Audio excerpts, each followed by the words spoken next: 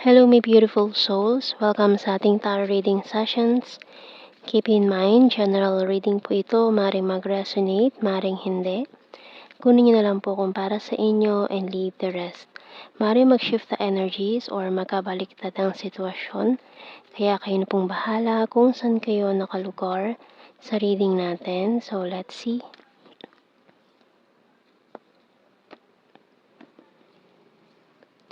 Binoculars. Telephone. Uy. Ground. Waiting shed. Sunglasses, and the magnet. Wow! Bottom card natin, medication. So, may nagre-ready dito for this call. Maring nag-iisip siya ng mga gusto niyang sabihin sa'yo. Kaso parang nahihiya pa siya. Nakatingin siya sa'yo nag-i-stalk tong taong to. Watching you from afar. Lalo na kung long distance kayo. Malayo kayo sa isa't isa. Kaya itong taong to nakatingin lang sa'yo, nagmamasid-masid dyan, naghihintay ng tamang panahon para sabihin sa'yo itong mga gusto niyang sabihin, and alakas ang magnetic energy natin dito. Maring yung iba sa inyo nakapag-move on na from this person, maring parehas kayo, tingnan natin. Pero ang lakas kasi ng magnetic energy dito, magnetic pole, na hinihila pa rin itong yung isa't isa. Hinihila pa rin kayo sa isa't isa. Tingnan natin.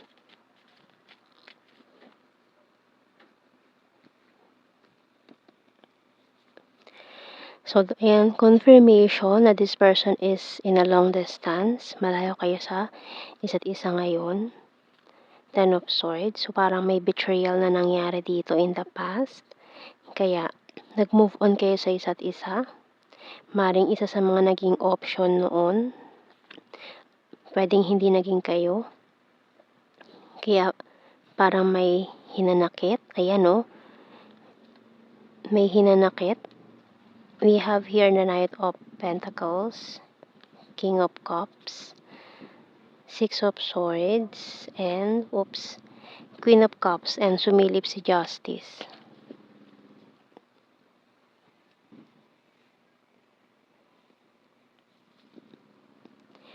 So, tingnan natin yung mga messages.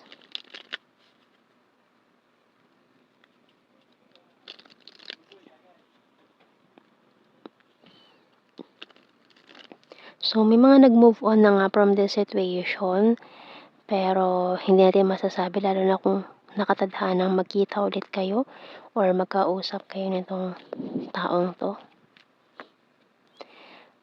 Kasi noong mga panahong yon, the timing just wasn't right for us. You speak to me through music. I left you before you could leave me. So, siguro kasi this person is still exploring their option ng mga panahong yon. I'm grateful for the spiritual lesson, pero ayan, may mga spiritual connection.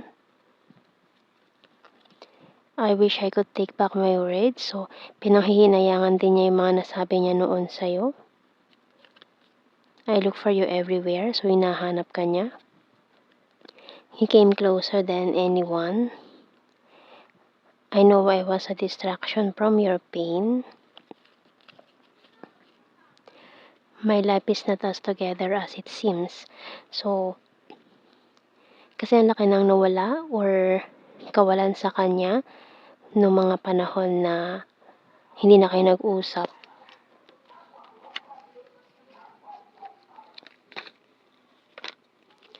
So, tingnan natin. More messages.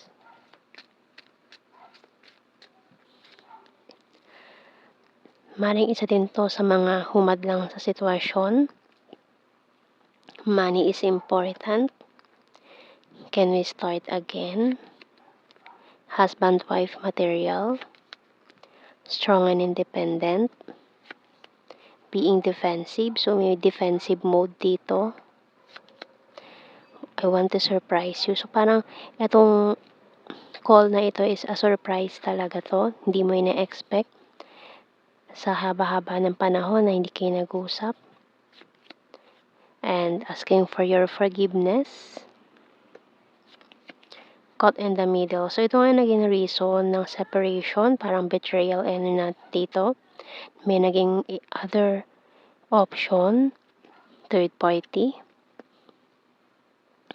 The struggle is real.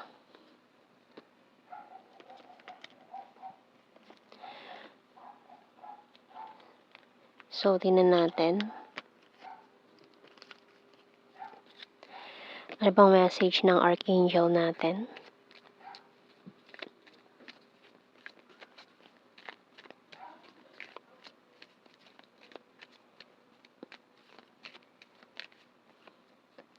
Clairvoyance by Archangel Raziel. I'm helping your spiritual sight to awaken fully so you can clearly see heavenly love. So, parang nga spiritual connection to na magkakaroon ng mga malaking pagbabago, realization. Makikita nyo na talaga yung right path, yung kung sino ba yung taong ito. Kasi parang may nabulagan with the sunglasses dito kasi parang may nasilaw sa fake light, maring karmic connection. Kuha tayo ng initials.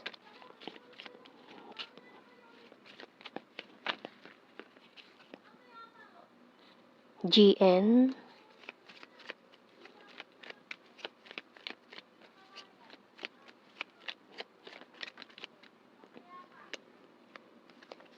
X. Z. Letter C. Dami. PQ. Bottom card natin, Enye. Kuha tayo sa blue card. All strings attached. Separation. And reminiscing. So, binabalikan niya yung mga nangyari noon, yung mga conversations niyo noon, na yung mga sinabi niya noong huling nag-usap kayo, pinagsisisihan niya yun. Maring yung mga sinabi niya sa'yo nung bago kayo maghiwalay or mawalan ng communication.